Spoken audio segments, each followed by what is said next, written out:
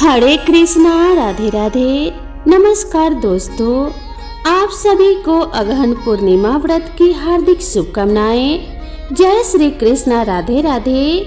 आप सभी श्रोताओं का दिन शुभ और मंगलमय हो।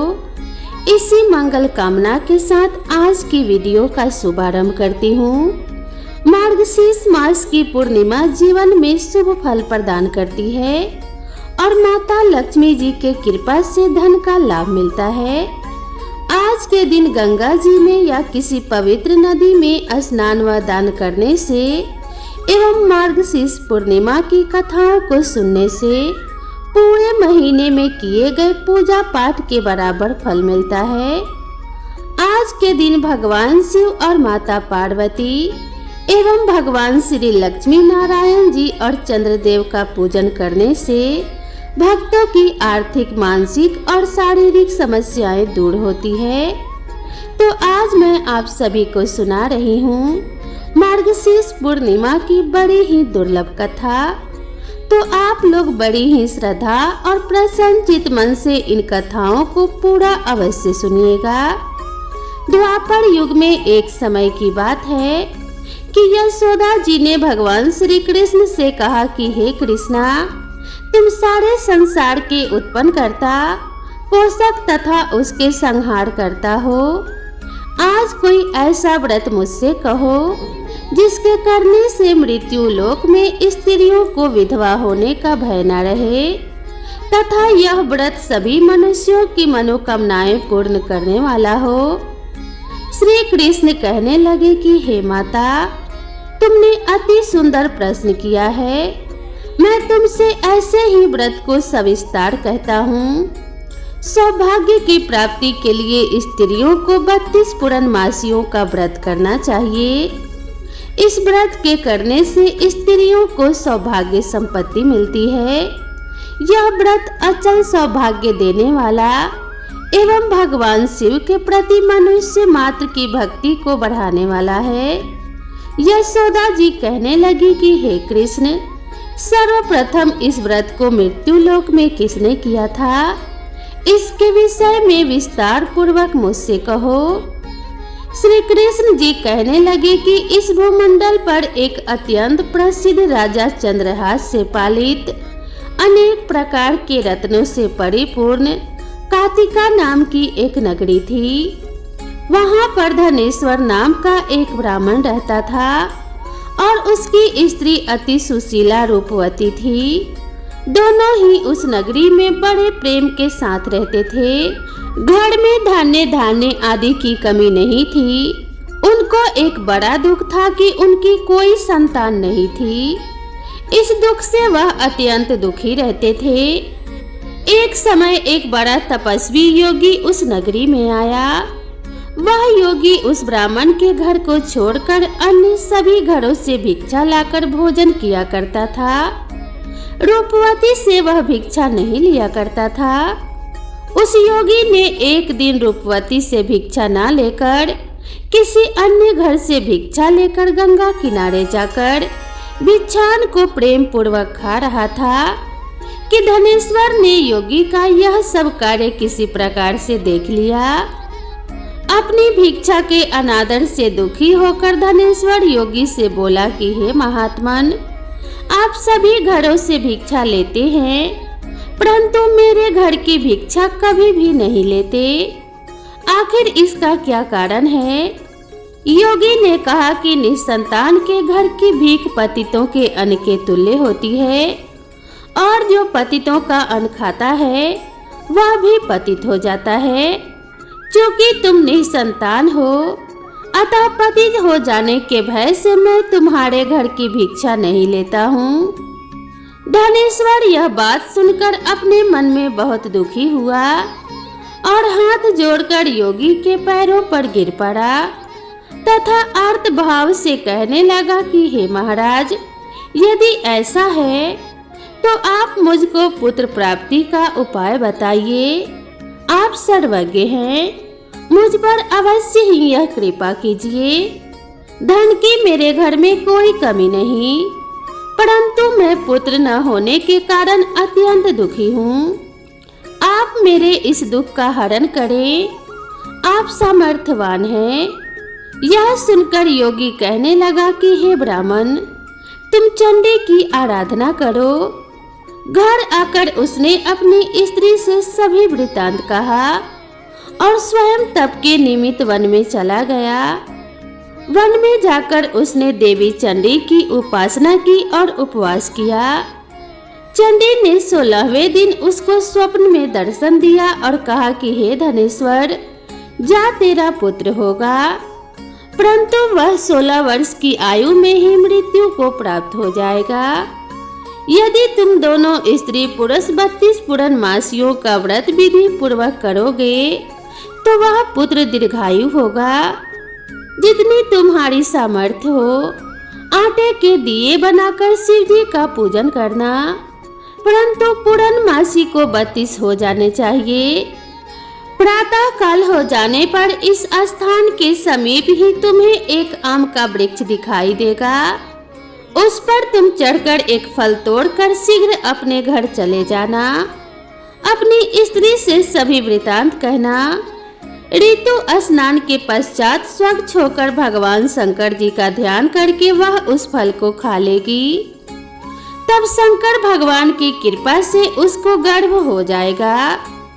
जब वह ब्राह्मण प्रातः काल उठा तो उसने उस स्थान के समीप ही एक आम का वृक्ष देखा, जिस पर एक अत्यंत सुंदर आम का फल लगा हुआ था। उस ब्राह्मण ने उस आम के वृक्ष पर चढ़कर उस फल को तोड़ने का प्रयत्न किया, परंतु वृक्ष पर कई बार प्रयत्न करने पर भी वह चढ़ न पाया। तब तो उस ब्राह्मण को बहुत चिंता हुई और विघ्न विनाशक श्री गणेश जी की वंदना करने लगा और कहने लगा कि हे दयानिधे, अपने भक्तों के विघ्नों का नाश करके उनके मंगल कार्य को करने वाले, दुष्टों का नाश करने वाले, रिद्धि सिद्धि को देने वाले, आप मुझ पर कृपा करके इतना बल दें कि मैं अपने मनोरथ को पूर्ण कर सकूं। इस प्रकार गणेश जी की प्रार्थना करने पर उनकी कृपा से धनेश्वर वृक्ष पर चढ़ गया और उसने एक अति सुंदर आम का फल देखा। उसने विचार किया कि जो वरदान से फल मिला था वह यह है और कोई फल दिखाई नहीं देता। उस धनेश्वर ब्राह्मण ने जल्दी से उस फल को तोड़कर अपनी स्त्री को लाकर दे दिया और उसकी स्त्री ने अपने पति के कथन अनुसार उस फल को खा लिया और वह गर्भवती हो गई। देवी जी की असीम कृपा से उसे एक अत्यंत सुंदर पुत्र उत्पन्न हुआ, जिसका नाम उन्होंने देवी दास रखा। माता पिता के हर्ष और शोक के साथ वह बालक शुक्ल पक्ष के चंद्रमा की भांति अपने माता पिता के घर में बढ़ने लगा। भवानी की कृपा से वह बालक बहुत ही सुंदर, सुशील और विद्या पढ़ने में बहुत ही निपुण हो गया। दुर्गा जी की आज्ञा अनुसार उसकी माता ने 32 पूर्णमासी का व्रत रखना आरंभ कर दिया था, जिससे उसका पुत्र बड़ी आयु वाला हो जाए। 16वां वर्ष लगते ही देवी दास के माता पिता को बड़ी चिंता हो गई कि कहीं उनके पुत्र की इस वर्ष मृत्यु ना हो जाए। इसीलिए उन्होंने अपने मन में विचार किया कि यदि यह दुर्घटना उनके सामने हो गई तो वे कैसे सहन कर सकेंगे। उन्होंने देवी दास के मामा को बुलाया और कहा कि हमारी इच्छा है कि देवी दास 1 वर्ष तक काशी में जाकर विद्या अध्ययन करे और उसको अकेला भी नहीं छोड़ना चाहिए। इसीलिए साथ में तुम चले जाओ और 1 वर्ष के पश्चात उसको वापस लौटा कर ले आना। सब प्रबंध करके उसके माता पिता ने काशी जाने के लिए देवी दास को एक घोड़े पर बैठाकर उसके मामा को उसके साथ कर दिया, किंतु यह बात उसके मामा या किसी और से नहीं कही। धनेश्वर ने सपत्नी अर्थात अपने पत्नी के साथ अपने पुत्र की मंगल कामना तथा दीर्घायु के लिए भगवती दुर्गा की आराधना और पूर्णमासियों का व्रत करना आरंभ कर दिया। इस प्रकार बराबर 32 पूर्णमासी का व्रत पूरा किया। कुछ समय पश्चात एक दिन वह दोनों मामा और भांजा मार्ग में रात्रि बिताने के लिए किसी ग्राम में ठहरे हुए थे। उस दिन उस गांव में एक ब्राह्मण की अत्यंत सुंदरी, सुशीला, विदुषी और गुणवती कन्या का विवाह होने वाला था। जिस धर्मशाला के अंदर वर और उसकी बाराती ठहरी हुई थी, उसी धर्मशाला में देवीदास और उसके मामा भी ठहरे हुए थे। संयोगवश कन्या को तेल आदि चढ़ाकर मंडप आदि का कृत्य किया गया, तो लगन के समय वर को धनुर्वात हो गया। तत्पश्चात वर के पिता ने अपनी कुटुंबियों से परामर्श करके निश्चय किया कि यह देवीदास मेरे पुत्र जैसा ही सुंदर है, मैं इसके साथ ही लगन करा दूं और बाद में विवाह के अन्य कार्य मेरे लड़के के साथ हो जाएंगे। ऐसा सोचकर वह देवीदास के मामा से जाकर बोला कि तुम थोड़ी देर के लिए अपने भांजे को हमें दे दो, जिससे विवाह के लगन का सब कृत्य सुचारू रूप से हो सके।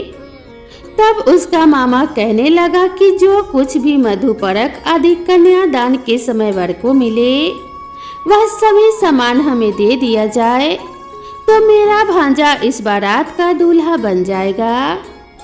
यह बात वर के पिता द्वारा स्वीकार कर लेने पर उसने अपने भांजा को वर बनने के लिए भेज दिया और उसके साथ विवाह कार्य रात्रि में विधि पूर्वक संपन्न हो गया। पत्नी के साथ वह भोजन न कर सका और अपने मन में सोचने लगा कि न जाने यह कैसी स्त्री होगी। वह एकांत में इसी सोच में गरम निश्वास छोड़ने लगा तथा उसकी आंखों में आंसू भी आ गए।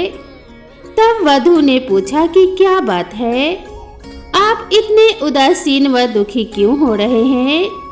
तब उसने सब बातें जो वर के पिता व उसके मामा में हुई थी उसको बतला दी। तब कन्या कहने लगी कि यह ब्रह्म विवाह के विपरीत हो कैसे सकता है। देव, ब्राह्मण और अग्नि के सामने मैंने आपको ही अपना पति बनाया है, इसीलिए आप ही मेरे पति हैं। मैं आप ही की पत्नी रहूंगी, किसी अन्य की कदापि नहीं। तब देवीदास ने कहा, ऐसा मत करिए, क्योंकि मेरी आयु बहुत थोड़ी है। मेरे पश्चात आपकी क्या गति होगी, इन बातों को अच्छी तरह विचार कर लो। परंतु वह दृढ़ विचार वाली थी, बोली कि जो आपकी गति होगी वही मेरी गति होगी। हे स्वामी, आप उठिए और भोजन करिए, आप निश्चय ही भूखे होंगे। इसके बाद देवीदास और उसकी पत्नी दोनों ने भोजन किया तथा शेष रात्रि वे सोते रहे। प्रातः काल देवीदास ने अपनी पत्नी को 3 नगों से जड़ी हुई एक अंगूठी दी, एक रुमाल दिया और बोला कि हे प्रिय, इसे लो और संकेत समझकर स्थिरचित हो जाओ। मेरा मरण और जीवन जानने के लिए एक पुष्प वाटिका बना लो, उसमें सुगंधी वाली एक नवमल्लिका लगा लो, उसको प्रतिदिन जल से सींचा करो और आनंद के साथ खेलो कूदो तथा उत्सव मनाओ। जिस समय और जिस दिन मेरा प्राणांत होगा, ये फूल सूख जाएंगे और जब ये फिर से हरे हो जाएं, तो जान लेना कि मैं जीवित हूँ। यह बात निश्चय करके समझ लो, इसमें कोई संशय नहीं है। यह समझाकर वह चला गया। प्रातः काल होते ही वहां पर गाजे बाजे बजने लगे और जिस समय विवाह के कार्य समाप्त करने के लिए वर तथा सब बाराती मंडप में आए, तो कन्या ने वर को भले प्रकार से देखकर अपने पिता से कहा कि यह मेरा पति नहीं है। मेरा पति तो वही है जिसके साथ रात्रि में मेरा पानी ग्रहण हुआ था, इसके साथ मेरा विवाह नहीं हुआ है। यदि यह वही है तो बताएं मैंने इसको क्या दिया। मधुपरक और कन्यादान के समय जो मैंने भूषण आदि इन्हें दिए थे उन्हें दिखाएं, तथा रात में मैंने क्या गुप्त बातें कही थी वह सब सुनाएं। पिता ने उसके कथन अनुसार वर को बुलवाया। कन्या की यह सब बातें सुनकर वह कहने लगा कि मैं कुछ नहीं जानता। इसके पश्चात लज्जित होकर वह वहां से चला गया और सारी बाराती भी अपमानित होकर वहां से लौट गई। भगवान श्री कृष्ण बोले कि हे माता, इस प्रकार देवीदास काशी विद्या अध्ययन के लिए चला गया। जब कुछ समय बीता तो काल से प्रेरित होकर एक सर्परात्रि के समय उसको डसने के लिए वहां पर आया। उस विषधर के प्रभाव से उसके शयन का स्थान चारों ओर से विष की ज्वाला से विषैला हो गया, परंतु व्रतराज के प्रभाव से उसको काटने न पाया, क्योंकि पहले ही उसकी माता ने 32 पूर्णिमा का व्रत कर रखा था। इसके बाद मध्याह्न के समय स्वयं काल वहां पर आया और उसके शरीर से उसके प्राणों को निकालने का प्रयत्न करने लगा, जिससे वह मूर्छित होकर पृथ्वी पर गिर पड़ा।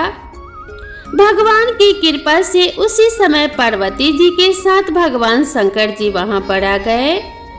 उसको मूर्छित दशा में देखकर पार्वती जी ने भगवान शंकर से प्रार्थना की कि हे महाराज, इस बालक की माता ने पहले 32 पूर्णिमा का व्रत किया था, जिसके प्रभाव से भगवान आपको इसका प्राण दान दें। भवानी के कहने पर भक्त वत्सल भगवान शिव जी ने उसको प्राण दान दे दिया। इस व्रत के प्रभाव से काल को भी पीछे हटना पड़ा और देवीदास स्वस्थ होकर बैठ गया। उधर उसकी स्त्री उसके काल की प्रतीक्षा किया करती थी। जब उसने देखा कि उस पुष्प वाटिका में पत्र पुष्प कुछ भी नहीं रहे तो उसको अत्यंत आश्चर्य हुआ, और जब वह वैसे ही हरी भरी हो गई तत्पश्चात वह जान गई कि मेरे पति जीवित हो गए हैं। यह देखकर वह बहुत प्रसन्न मन से अपने पिता से कहने लगी कि हे पिताजी, मेरे पति जीवित हैं, आप उनको ढूंढ कर लाइए। जब 16वां वर्ष व्यतीत हो गया तो देवीदास भी अपने मामा के साथ काशी से चल दिया। इधर उसके ससुर उसको ढूंढने के लिए अपने घर से जाने ही वाले थे कि देवीदास दोनों मामा भांजे वहां पर आ गए। उसको आया देखकर उसका ससुर बड़ी ही प्रसन्नता के साथ उन्हें अपने घर में ले आया। उस समय नगर के निवासी भी वहां पर इकट्ठे हो गए और सबने निश्चय किया कि अवश्य ही इसी बालक ने इस कन्या के साथ विवाह किया हुआ था। उस बालक को जब कन्या ने देखा तो पहचान लिया और कहा कि यह तो वही है जो संकेत करके गया था। तदुपरांत सभी कहने लगे कि भला हुआ जो यह आ गया, और सभी नगर वासियों ने आनंद मनाया।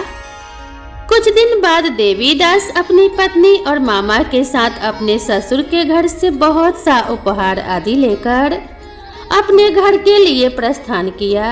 जब वह अपने गांव के निकट आ गया तो कई लोगों ने उसको देखकर उसके माता पिता को पहले ही जाकर खबर दे दी कि तुम्हारा पुत्र देवीदास अपनी पत्नी और मामा के साथ घर वापस आ रहा है।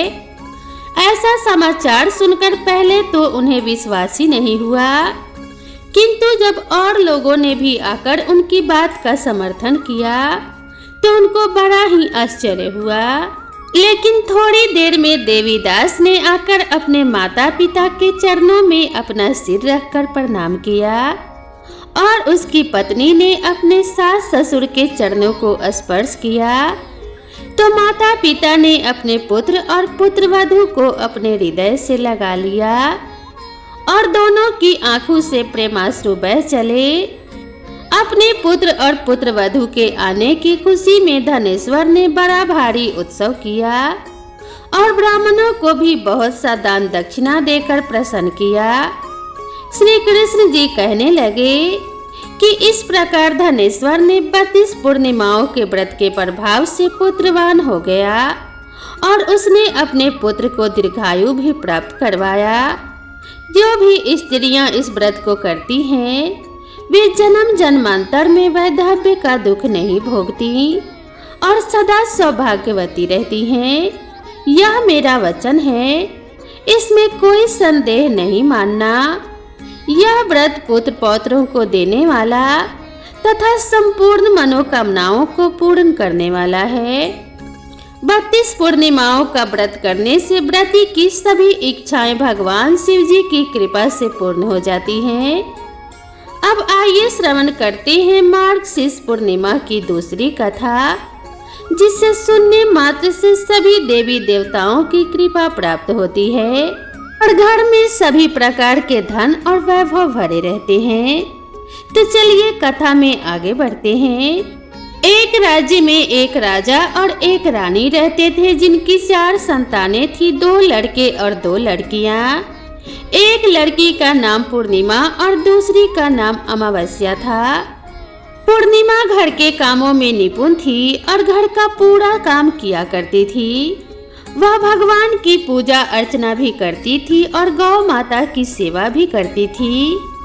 दूसरी बहन अमावस्या ना तो कोई घर का काम करती और ना ही भगवान की पूजा अर्चना और ना ही गौ माता की सेवा करती। पूर्णिमा सर्वगुण संपन्न थी। फिर भी राजा और रानी दोनों बेटों तथा पुत्री अमावस्या को ही प्रेम करते थे और पूर्णिमा से भेदभाव किया करते थे। राजा के चारों पुत्र और पुत्री धीरे धीरे बड़े हो रहे थे। जब वे बड़े हो गए तो राजा ने अपने दोनों पुत्रों का विवाह योग्य कन्याओं के साथ करा दिया। इसके बाद रानी ने राजा से कहा कि अब दोनों पुत्रियां विवाह के योग्य हो गई हैं और इन दोनों का विवाह भी करा दीजिए। लेकिन अमावस्या का विवाह किसी बड़े खानदान में और पूर्णिमा का विवाह किसी गरीब परिवार में कराना, क्योंकि पूर्णिमा को केवल भगवान की पूजा और गाय की सेवा पसंद है। रानी ने राजा को दोनों पुत्रियों का रिश्ता तय करने के लिए भेज दिया।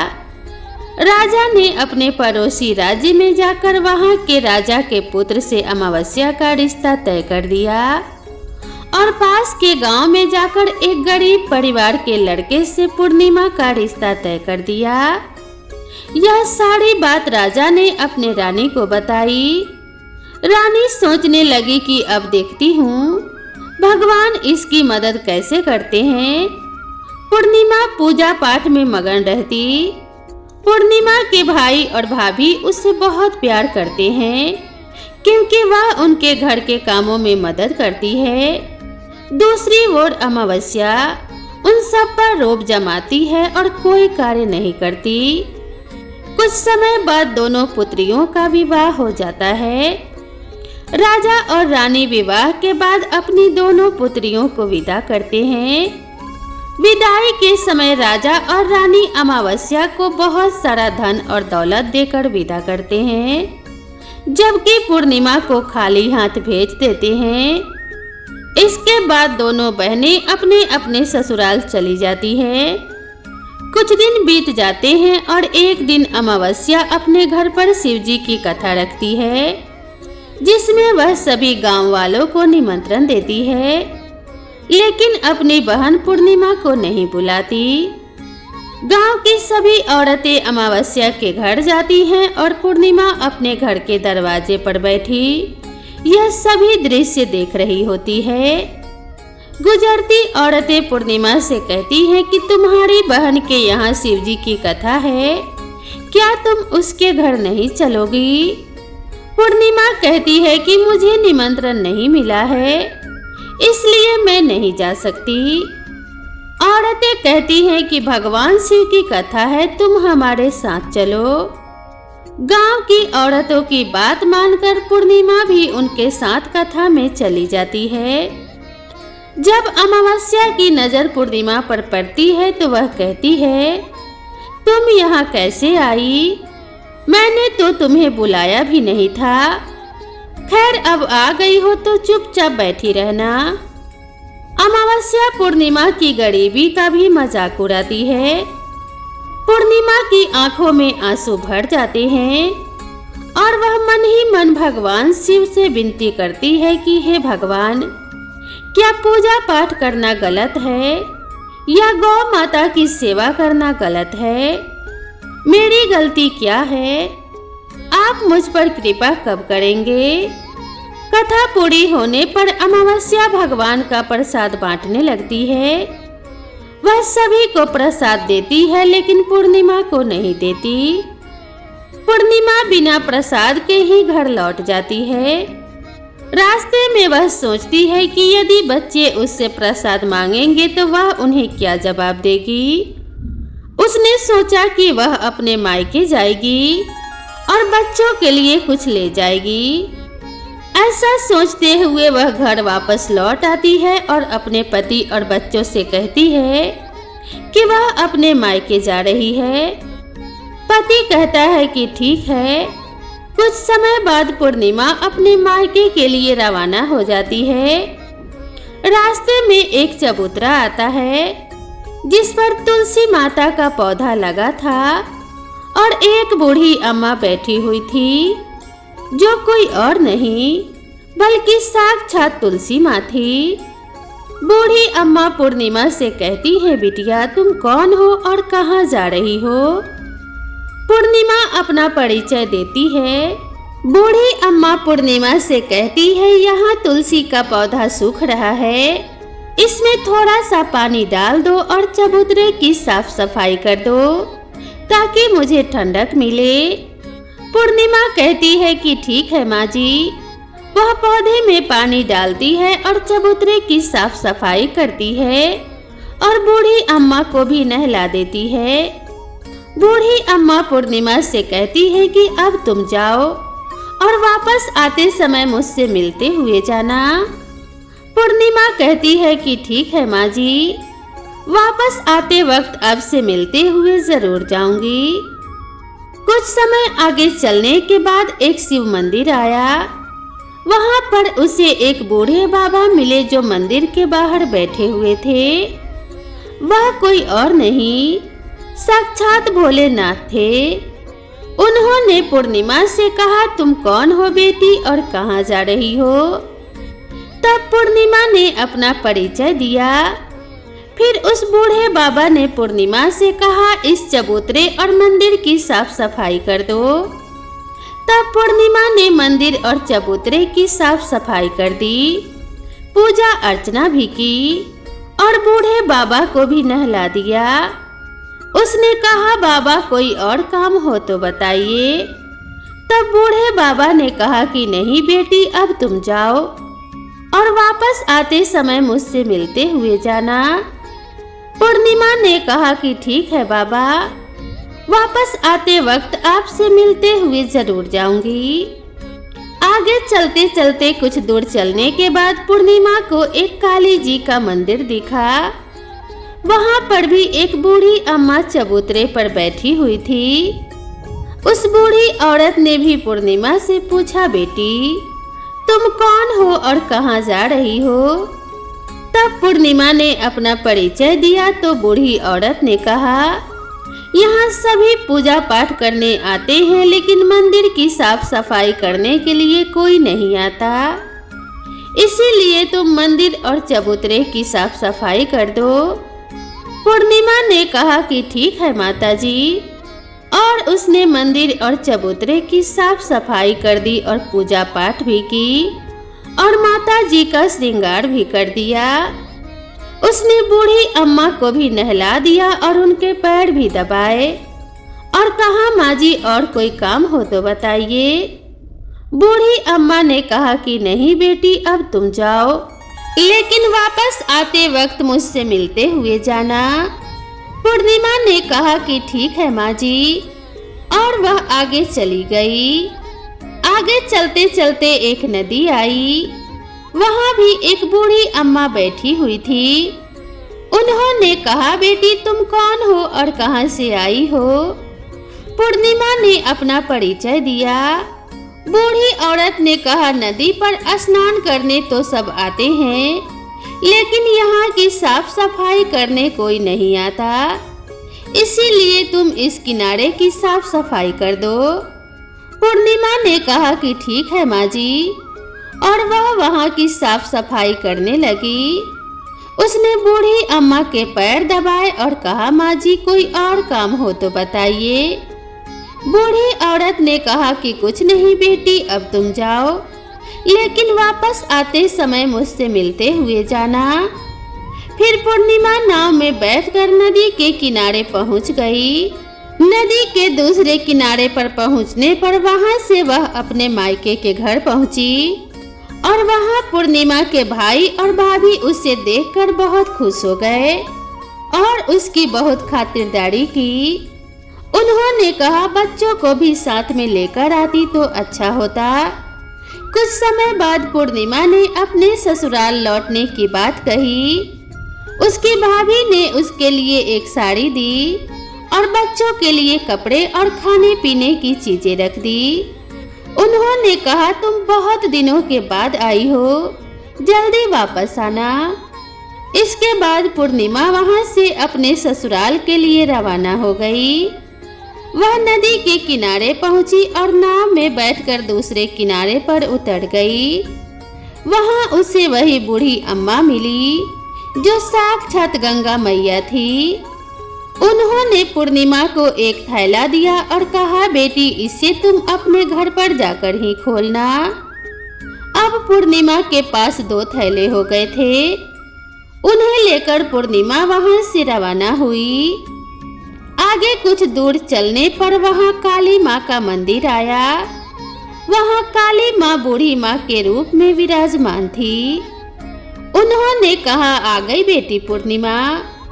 पूर्णिमा ने कहा हाँ माँ जी मैं आ गई। तब काली माँ ने उसे एक थैला दिया और कहा कि यह थैला अपने घर जाकर खोलना। अब पूर्णिमा के पास 3 थैले हो गए थे। तीनों थैले लेकर पूर्णिमा आगे बढ़ी। कुछ दूर जाने पर शिवजी का मंदिर आया जहाँ बूढ़े बाबा के रूप में शिवजी स्वयं विराजमान थे। बूढ़े बाबा ने कहा पूर्णिमा तुम वापस आ गई। पूर्णिमा ने कहा कि हाँ बाबा मैं वापस आ गई। बूढ़े बाबा ने भी पूर्णिमा को एक थैला दिया और कहा यह थैला घर जाकर ही खोलना। पूर्णिमा ने कहा कि ठीक है बाबा। अब उसके पास 4 थैले हो गए थे। पूर्णिमा ने एक पुरानी साड़ी निकाली और उन सभी थैलों को एक गट्ठर में बांध लिया और फिर सिर पर रखकर वहां से रवाना हो गई। कुछ दूर जाने के बाद उसे तुलसी माँ बूढ़ी औरत के रूप में मिली। उन्होंने कहा पूर्णिमा तुम आ गई। पूर्णिमा ने कहा हाँ माँ जी मैं आ गई। बूढ़ी औरत ने उसे एक थैला दिया और कहा यह थैला अपने घर जाकर खोलना। पूर्णिमा ने कहा ठीक है माँ जी। अब उसके पास 5 थैले हो गए थे। पूर्णिमा वहां से रवाना हुई और अपने घर पहुंची। सबसे पहले उसने मायके का थैला खोला। उसमें बच्चों के लिए अच्छे कपड़े और खाने पीने की चीजें थी, साथ में कुछ गहने भी थे। पूर्णिमा ने कपड़े और खाने पीने की चीजें बच्चों को दे दी। बच्चे यह सब पाकर बहुत खुश हुए। फिर पूर्णिमा ने दूसरा थैला खोला जो गंगा मैया ने दिया था। उसमें ढेर सारे हीरे जवाहरात सोना चांदी आदि थे। इसके बाद उसने तीसरा थैला खोला जो काली माँ ने दिया था। उसमें बहुत सारा सोना और श्रृंगार का सामान भरा हुआ था। फिर पूर्णिमा ने चौथा थैला खोला जो भगवान शिव ने उसे दिया था। उसमें बहुत सारा धन संपत्ति भरी हुई थी। अंत में पूर्णिमा ने 5वां थैला खोला जो उसे तुलसी मैया ने दिया था। उसमें चावल दाल और 7 प्रकार के खाने पीने की चीजें थी। अब पूर्णिमा के घर में किसी भी चीज की कोई कमी नहीं थी। उसका घर धन्य धान्य से भर गया और सभी चीजों से परिपूर्ण हो गया था। अब पूर्णिमा और उसका परिवार सुखमय जीवन व्यतीत करने लगा। अब पूर्णिमा के मन में विचार आया कि क्यों न शिवजी की कथा कराई जाए। उसने शिवजी की कथा का कार्यक्रम रखा और गांव के सभी लोगों को निमंत्रण दिया। पूर्णिमा ने अपनी बहन अमावस्या को भी शिवजी की कथा के लिए अपने घर बुलाया। जब अमावस्या पूर्णिमा के घर शिवजी की कथा में आई तो उसने देखा कि पूर्णिमा के घर में किसी भी चीज की कोई कमी नहीं है। इतना सारा धन दौलत देखकर अमावस्या आश्चर्यचकित हो गई। उसने पूर्णिमा से पूछा, तुम्हारे घर में इतनी धन और दौलत कहाँ से आई? पूर्णिमा ने कहा, बहन, तुमने शिवजी की कथा में मुझे नहीं बुलाया था, फिर भी मैं चली आई थी और तुमने मुझे प्रसाद तक नहीं दिया और मेरी गरीबी का भी मजाक उड़ाया। उसके बाद मैं अपने घर आ गई और रास्ते भर सोच रही थी कि अपने मायके जाऊंगी, और मैं मायके गई और जो कुछ घटना इस बीच में हुई वह सब तुम्हें बताती हूँ। अमावस्या ने कहा, तुम भी मुझे प्रसाद मत दो और मुझे डांट लो। लेकिन पूर्णिमा ने कहा, यह तो भगवान का प्रसाद है, मैं तो सबको दूंगी और तुम्हें भी दूंगी। फिर भी अमावस्या ने प्रसाद नहीं लिया और सीधे अपने घर चली गई। घर जाकर उसने अपने बच्चों से कहा कि वह मायके जाने के लिए तैयार हो जाएं। अमावस्या मायके के लिए निकल गई। रास्ते में चलते चलते उसे तुलसी माँ मिली, जो चबूतरे पर बूढ़ी माँ के रूप में बैठी हुई थी। बूढ़ी माँ ने अमावस्या से पूछा, बेटी तुम कौन हो और कहाँ जा रही हो? अमावस्या ने अपना परिचय दिया। बूढ़ी माँ ने कहा, बेटी यह तुलसी का पौधा सूख रहा है, इसमें थोड़ा सा पानी डाल दो और इस चबूतरे की साफ सफाई कर दो। इस पर अमावस्या ने कहा, बुढ़िया तुझे दिखाई नहीं दे रहा है क्या कि मैंने इतनी महंगी साड़ी पहन रखी है? मेरी यह साड़ी गंदी हो जाएगी। ऐसा कहकर वह वहां से आगे को चली गई। आगे जाने पर उसे भगवान शिव मिले। उन्हें भी उसने ऐसा ही जवाब दिया। इसके बाद आगे जाने पर उसे काली माँ मिली। उसने भी अमावस्या से यह सारी बातें कही। फिर आगे जाने पर उसे गंगा माँ मिली। उन्होंने भी अमावस्या से यही सब कहा और अमावस्या आगे को चली गई। जब वह नाव में बैठने लगी तो उस नाव में फूलों की जगह कांटे भरे थे। उसके पैरों में कांटे चुभ रहे थे। किनारे पर उतरकर वह अपने मायके चली गई। जब वहां उसकी भाभियों और भाइयों ने उसे देखा तो मन ही मन कहने लगी, काम की न काज की, दुश्मन अनाज की। अब आ ही गई है तो ठीक है। पूर्णिमा तो हमारे कामों में हाथ बटाती थी, ये महारानी तो कोई काम नहीं करेगी। अब उन्होंने खाना बनाया और खा पीकर सभी सो गए। अमावस्या जब सुबह उठी तो अपने भाभियों से कहा, मैं अपने ससुराल जा रही हूँ। उन्होंने कहा, ठीक है जाओ। अमावस्या ने कहा, पूर्णिमा को तो तुमने एक थैला दिया था, मुझे कुछ नहीं दोगे क्या? भाई और भाभी ने कहा, तुम घर जाओ, थैले तुम्हारे घर पहुँच जाएंगे। फिर अमावस्या वहां से निकल गई और नदी के किनारे पर पहुंची। वहां गंगा माँ बूढ़ी औरत का रूप धारण करके बैठी हुई थी। बूढ़ी माँ ने कहा, आ गई बेटी? तो उसने कहा, हाँ माँ मैं आ गई।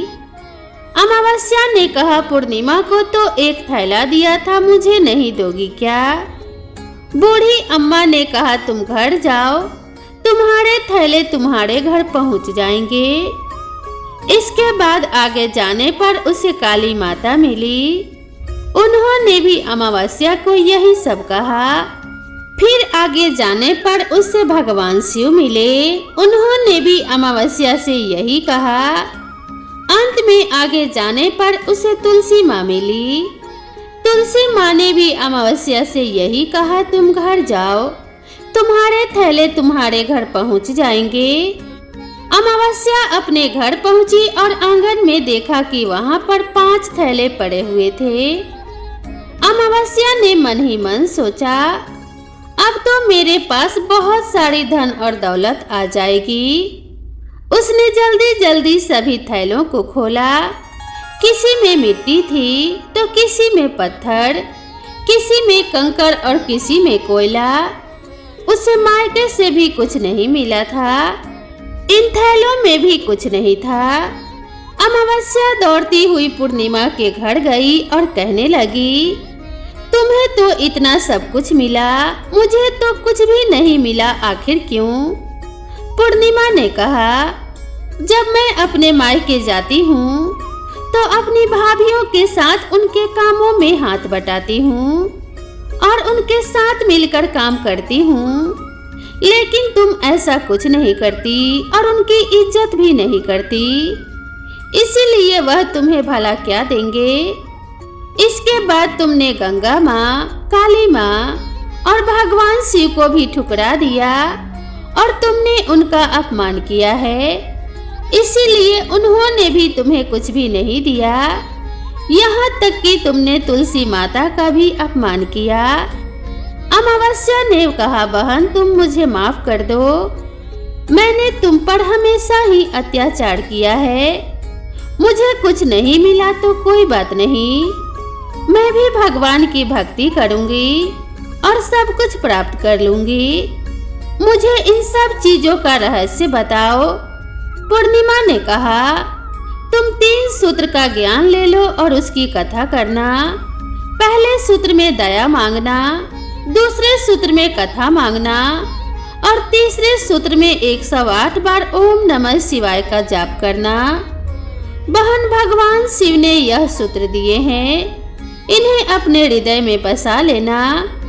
मैंने भी यह 3 सूत्र अपने जीवन में अपनाए थे और सच्चे मन से भगवान शिव की भक्ति और पूजा पाठ की थी। फिर भगवान ने मुझे यह सब कुछ दिया। तुम्हारे पास जो कुछ था वह भी सब कुछ खत्म हो गया। इसके बाद अमावस्या अपने घर गई और भगवान की पूजा पाठ करने लगी। उसने भगवान शिव से माफी मांगी और गौ माता की सेवा भी करने लगी।